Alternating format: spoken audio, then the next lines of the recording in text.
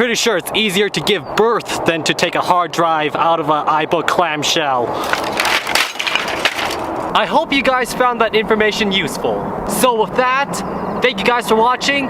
Comment, like, and subscribe. 10K likes for me to smash the rare iBook G3 clamshell key lime. Here's a demonstration for that. Yeet.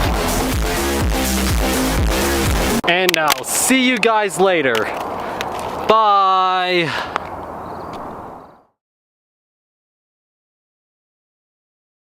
It's a new world record for me.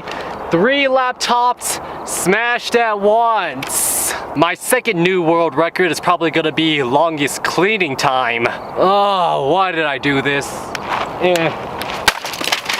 There's definitely something wrong with me. 'Cause sunset is like in 20 minutes. Great.